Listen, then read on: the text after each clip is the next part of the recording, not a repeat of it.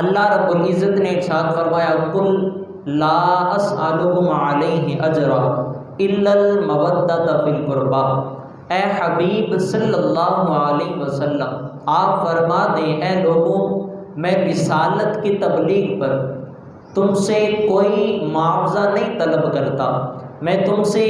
کوئی بھی چیز نہیں چاہتا مگر الا المودۃ فی القربی، میں یہ مطالبہ کرتا ہوں، میں چاہتا ہوں کہ تم میرے قریبی اہل خانہ سے محبت کرو۔ حضور پاک صلی اللہ علیہ وسلم آپ کی زندگی کا ایک ہی مقصد تھا، وہ مقصد کیا تھا کہ اللہ کے بندے، اللہ کی مخلوق جو طرح طرح کی گمراہیوں میں بھٹک رہے ہیں، جہالت کی دلدل میں نیچے چلے جاتے جا رہے ہیں، اور جو لوگ اپنے رب سے دور ہو چکے ہیں وہ اللہ تعالیٰ کے قریب ہو جائے، کفر اور شرک کے اندھیروں سے نکل کر وہ اللہ تعالیٰ کے راستے پر گامزن ہو جائے اور نور ہدایت سے اپنے قلب کو جو ہے وہ منور کر لے۔ اس مقصد کے لیے رسول پاک صلی اللہ علیہ وسلم نے دن رات کوششیں کی، مگر کفار ایسے بد نصیب تھے، وہ ایسے لوگ تھے کہ نبی کریم صلی اللہ علیہ وسلم کے معجزات کو دیکھ کر انہوں نے دیکھا کہ چاند کے دو ٹکڑے ہوئے،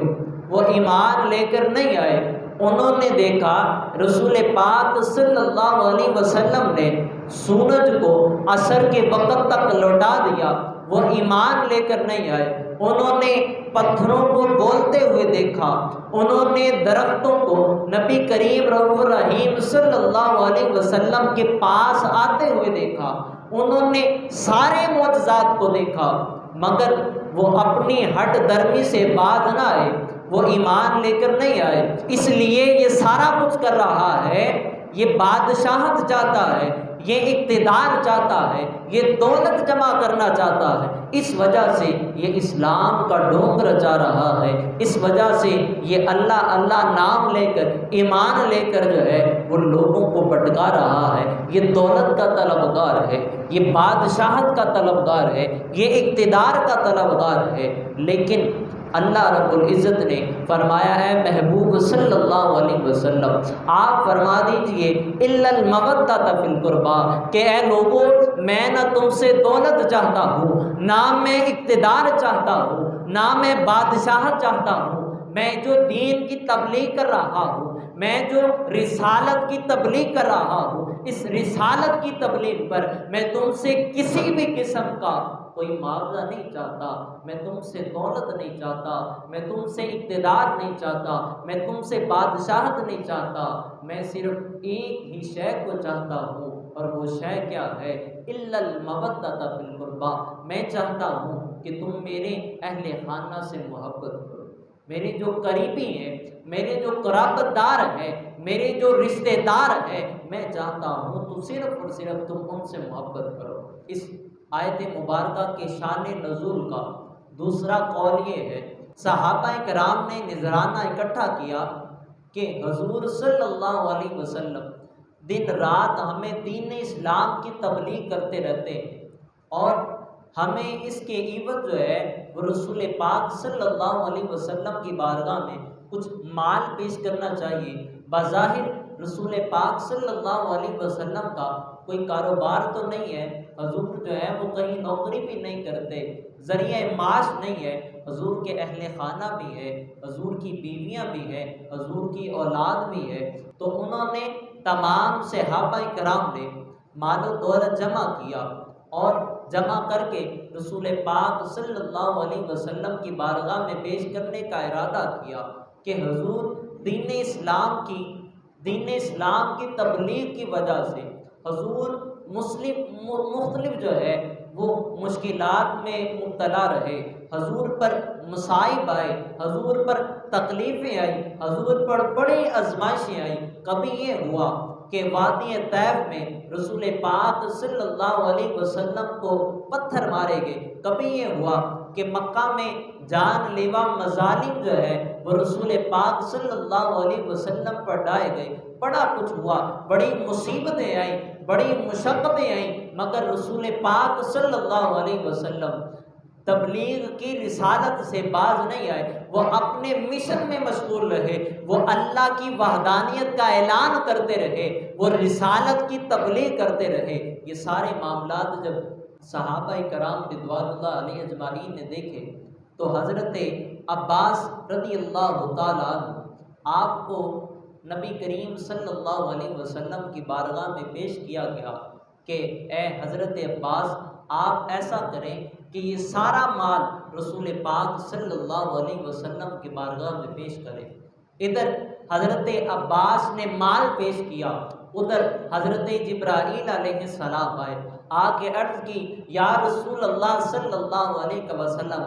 اللہ تعالیٰ فرماتا ہے آپ فرما دیجئے قل لا اسألکم علیہ اجرا الا المودۃ فی القربى، کہ اے لوگوں میں نے جو رسالت کی تبلیغ کی ہے، میں نے جو اللہ کا تم تک پیغام پہنچایا ہے، اس پیغام کے بدلے میں تم سے کسی بھی قسم کی کوئی شے کو طلب نہیں کرتا، میں تم سے مال نہیں مانگتا، میں تم سے اقتدار نہیں مانگتا، میں تم سے بادشاہت نہیں مانگتا، میں تم سے کسی بھی قسم کی کوئی اجرت طلب نہیں کرتا، مگر میں یہ چاہتا ہوں الا المودۃ فی القربى، جو میرے قریبی رشتہ دار ہیں، جو میرے اہل خانہ ہیں، جو میرے قرابت والے ہیں، تم ان سے محبت کرو۔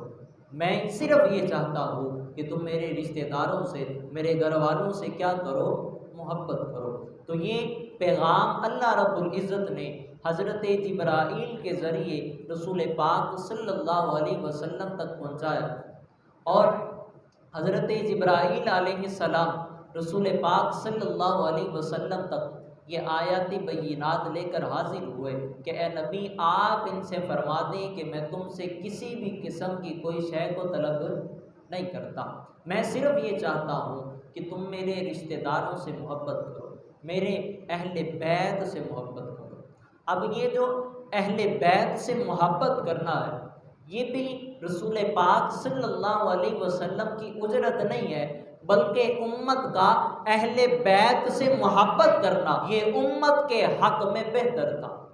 امت کا اہل بیت سے محبت کرنا یہ امت کے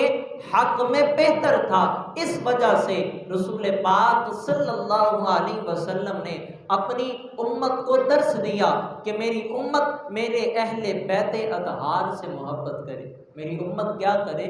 میرے اہل بیت اطہار سے محبت کرے۔ امام راضی رحمۃ اللہ تعالی علیہ آپ فرماتے ہیں کہ رسول پاک صلی اللہ علیہ وسلم نے جو اہل بیت اطہار سے محبت کا درس دیا ہے وہ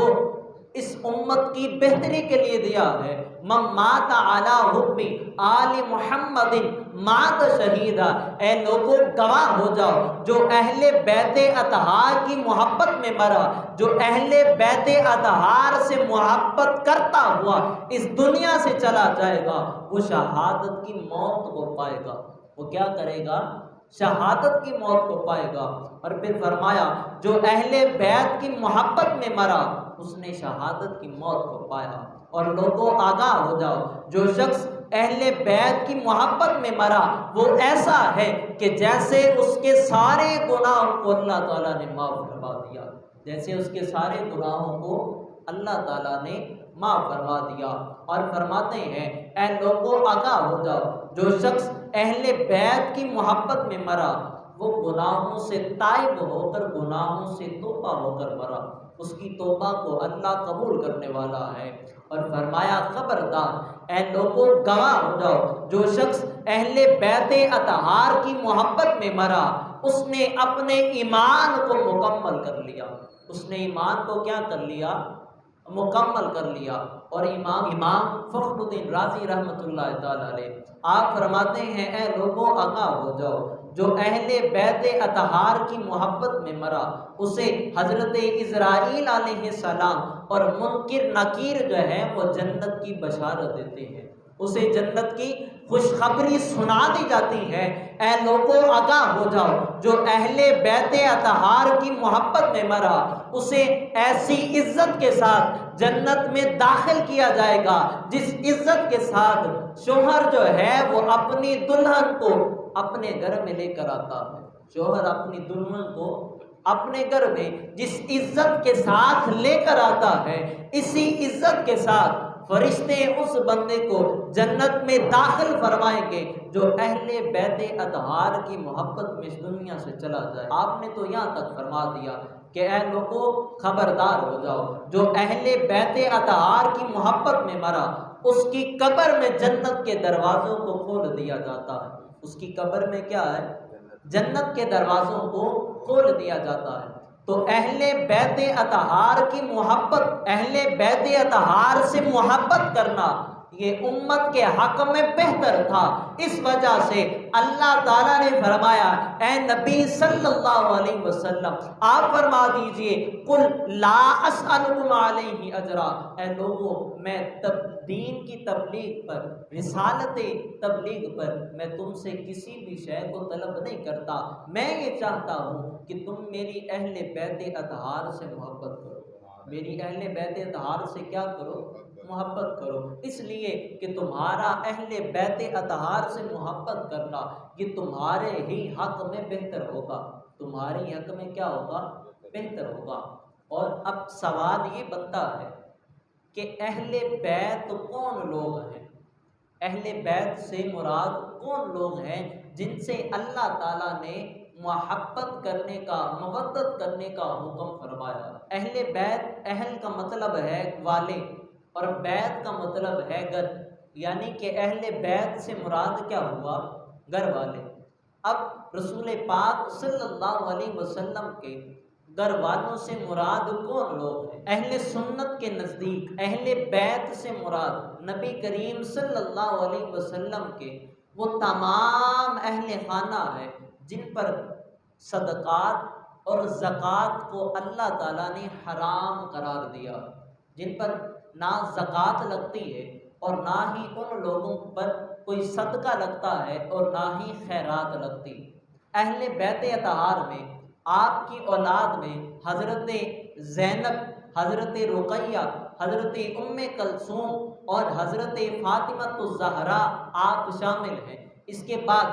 آپ کے نواسے نواسیاں رسول پاک صلی اللہ علیہ وسلم کے چچا حضرت امیر حمزہ، رسول پاک صلی اللہ علیہ وسلم کے چچا حضرت عباس رضی اللہ تعالیٰ عنہما، آپ کی پھوپھی حضرت صفیہ، آپ کی ازواج مطہرات اور بنو ہاشم کے سارے مسلمان مرد اور خواتین جو ہے یہ سارے کے سارے لوگ اہل بیت اطہار میں شامل ہیں۔ اہل بیت اطہار کی 3 قسمیں بنتی ہیں۔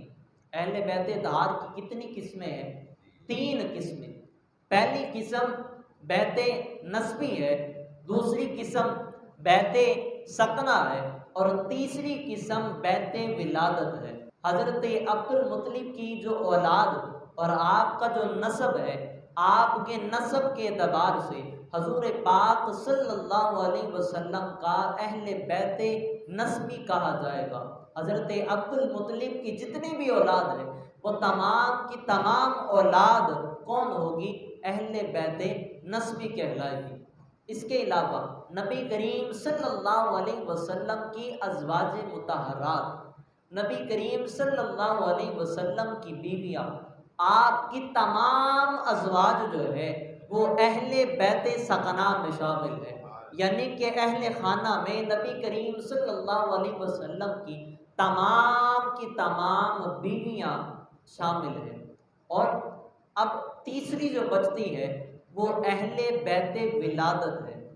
اہل بیت ولادت سے مراد کون لوگ ہیں؟ اہل بیت ولادت سے مراد جناب حضرت علی المرتضیٰ، حضرت فاطمہ الزہرا رضی اللہ تعالی عنہما، حضرت امام حسن، حضرت امام حسین، یہ سارے کا سارا خاندان جو ہے وہ اہل بیت ولادت میں شامل ہے۔ اور یہ 4 ہستیوں کو حضرت علی المرتضیٰ، حضرت فاطمہ الزہرا، حضرت امام حسن، حضرت امام حسین، اور جو مقام اس خاندان کو ملا ہے وہ تمام اہل بیت اطہار میں وہ مقام کسی کو نہیں ملا۔ جو مقام حضرت علی المرتضیٰ کا ہے، جو مقام حضرت فاطمہ الزہرا کا ہے، جو مقام حضرت امام حسن کا ہے، جو مقام حضرت امام حسین کا ہے، وہ مقام اہل بیت طہار میں کسی اور کو نہیں مل سکا۔ لیکن اس کا مطلب یہ نہیں ہے کہ ان کے علاوہ جتنے بھی نبی کریم صلی اللہ علیہ وسلم کے ساتھ رشتہ دار ہیں، نبی کریم صلی اللہ علیہ وسلم کے قریبی ہیں، وہ سارے کے سارے اہل بیت میں شامل نہیں ہے، وہ سارے کے سارے اہل بیت طہار میں شامل ہے، مگر اہل بیت طہار میں جو مقام ان ہستیوں کو ملا ہے وہ کسی اور کو نہیں مل سکا، وہ کسی اور کو نہیں مل سکا۔ اسی وجہ سے الشاہ امام احمد رضا خان بریلوی رحمۃ اللہ تعالیٰ علیہ، آپ نے بڑا خوبصورت کہا کیا بات ہے رضا اس چمنستان کرم کی، زہرا ہے کلی جس میں حسن اور حسین پھول ہے، زہرا ہے کلی جس میں حسن اور حسین پھول ہے۔ امام الشاہ امام احمد رضا خان بریلوی رحمۃ اللہ تعالیٰ علیہ، آپ جب سیدہ فاطمہ الزہرا رضی اللہ تعالی عنہ آپ کے آستانے پر حاضر ہوئے تو کچھ عرض کرنے کا حوصلہ نہیں تھا۔ حضرت فاطمہ الزہرا رضی اللہ تعالی عنہ آپ کی بارگاہ میں حاضر ہو کے کیا عرض کرو، تو اتنا حوصلہ نہیں تھا۔ پھر فرشتوں نے کہا، آپ نے وہ بات اپنے شعر میں لکھی، مجھ کو کیا منہ عرض کا، لیکن فرشتوں نے کہا شہزادی در پہ حاضر ہے یہ منگتا نور کا، کہ کہاں یہ منہ امام احمد رضا کا منہ اور کہاں حضرت فاطمہ الزہرا کا در اقدس، لیکن شہزادی در پہ حاضر ہے منگتا نور کا۔ اے آقا دو جہاں کی شہزادی، اے رسول پاک صلی اللہ علیہ وسلم کی اولاد، یہ جو بندہ آپ کے دربار میں حاضر ہوا ہے یہ کوئی عام بندہ نہیں ہے، یہ آپ کے باپا کا جو ہے وہ فقیر ہے، آپ کے باپا کا منگتا ہے۔ تو جو لفظ سید ہے وہ اگر کسی کے ساتھ بولا جاتا ہے تو وہ حضرت علی اور حضرت فاطمہ الزہرا رضی اللہ تعالی عنہما آپ کی جو اولاد ہے وہ اولاد کے ساتھ جو لفظ سید ہے وہ خاص ہے۔ آپ کی اولاد کے علاوہ کوئی بھی بندہ یا کوئی بھی شخص یہ حق نہیں رکھتا کہ وہ اپنے نام کے ساتھ سید لکھے۔ یہ جو سید ہے یہ خاص لقب جو ہے وہ حضرت علی المرتضیٰ اور حضرت فاطمہ الزہرا کی اولاد کو حاصل ہے۔ یہ جو اللہ رب العزت نے قرآن مجید میں آیت ارشاد فرمائی قل لا اسألکم علیہ اجرا الا المودۃ فی القربى، جب یہ آیت نازل ہوئی تو صحابہ کرام رضوان اللہ علیہ اجمعین نے عرض کی یا رسول اللہ صلی اللہ علیہ وسلم ومن قرابتک ہؤلاء الذین وجبت علینا مودتہم، یا رسول اللہ صلی اللہ علیہ وسلم اہل قرابت سے کون لوگ مراد ہیں، وہ کون لوگ ہیں کہ جن کی محبت کو اللہ تعالیٰ نے ہم پر واجب اور فرض قرار دیا، وہ کون لوگ ہیں؟ تو نبی کریم صلی اللہ علیہ وسلم نے ارشاد فرمایا وعلی وفاطمۃ وبناہما، کہ حضرت علی المرتضیٰ، حضرت فاطمہ الزہرا اور ان کے دونوں بیٹے جناب امام حسن اور امام حسین، ان چاروں سے محبت کرنا میری امت پر فرض اور واجب ہے۔ اب اس فرض اور واجب کو کس نے فرض قرار دیا، اس واجب کو واجب کس نے قرار دیا؟ تو اس فرض کو اور واجب کو قرار دینے والی جو ذات ہے وہ اللہ وحدہ لا شریک کی ذات ہے۔ اور حضرت ابو ذر غفاری رضی اللہ تعالیٰ عنہ خانہ کعبے کے دروازے کے پاس کھڑے اور عرض کرتے ہیں، کیا کہتے ہیں؟ اے لوگوں، جو مجھے پہچانتا ہے وہ بھی سن لے اور جو مجھے نہیں پہچانتا وہ بھی سن لے۔ میں کون ہوں؟ میں حضرت ابو ذر غفاری ہوں، میں نبی کریم صلی اللہ علیہ وسلم کے اصحاب میں سے ہوں۔ میں نے رسول پاک صلی اللہ علیہ وسلم کو یہ فرماتے ہوئے سنا ہے کہ رسول پاک صلی اللہ علیہ وسلم نے فرمایا مثل اہل بیتی فیکم مثل سفینۃ نوح من قوم من رکبھا نجا۔ رسول پاک صلی اللہ علیہ وسلم نے فرمایا میرے اہل بیت اطہار کی مثال حضرت نوح علی نبینا علیہ الصلوۃ والسلام کی کشتی کی طرح، جو حضرت نوح علی نبینا علیہ الصلوۃ والسلام کی کشتی میں سوار ہو گیا، نجا، اس نے نجات کو پا لیا، ومن تخلف عنہا غارقا، اور جس نے حضرت نوح علی نبینا علیہ الصلوۃ والسلام کی کشتی کو چھوڑ دیا، جو حضرت نوح کی کشتی میں سوار نہ ہو سکا، اس نے نجات کو نہیں پایا بلکہ اس نے غرق ہونے کو پا لیا۔ یہی مثال میری اہل بیت اطہار کی ہے، جس نے میری اہل بیت اطہار سے محبت کی اور میری اہل بیت اطہار کی پیروی کی، اس نے نجات کو پا لیا، اور جس نے میری اہل بیت اطہار کو چھوڑ دیا اس نے نجات کو نہیں پایا بلکہ وہ ضلالت میں، وہ گمراہی میں مبتلا ہو گیا، اور میری اہل بیت اطہار کے ساتھ جڑ گیا۔ میری اہل بیت اطہار سے جس نے محبت کی اس نے دنیا میں بھی بلائیوں کو پا لیا اور اس نے آخرت میں بھی بلائیوں کو پا لیا۔ اور یہ بات یاد رکھیے گا، اہل بیت اطہار سے محبت کرنا یہ کسی ایک خاص لوگوں کے لیے ضروری نہیں ہے۔ ہم نے تو اہل بیت اطہار کی محبت کو خاص لوگوں کے ساتھ جوڑ دیا ہے، نہیں، ہر وہ مسلمان جو کلمہ گو ہے، جو رسول پاک صلی اللہ علیہ وسلم کو اللہ کا آخری نبی مانتا ہے، ہر اس شخص کے لیے ضروری ہے کہ وہ اہل بیت اطہار سے محبت کرے۔ اہل بیت اطہار سے محبت کرنے کے لیے کسی مسلک کی ضرورت نہیں ہے، بلکہ اہل بیت اطہار سے محبت کرنے کے لیے ایمان کا ہونا ضروری ہے۔ ایمان کا ہونا کیا ہے؟ ضروری ہے۔ ہم تو سمجھتے ہیں کہ صرف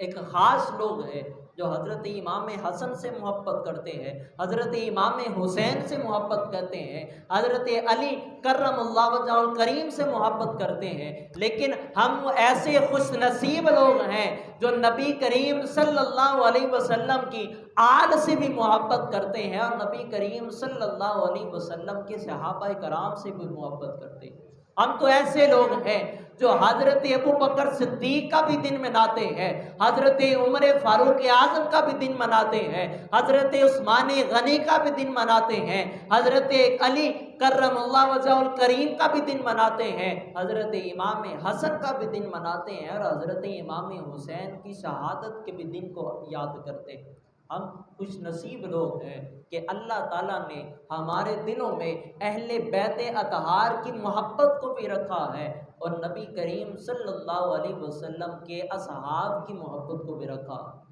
اور جس نے ان دونوں کی پیروی کی، نبی کریم صلی اللہ علیہ وسلم کے اصحاب کی پیروی کی، اہل بیت اطہار کی پیروی کی، اس نے دنیا میں بھی کامیابیوں کو سمیٹ لیا اور وہ یقیناً آخرت میں بھی کامیابیوں کو سمیٹے گا۔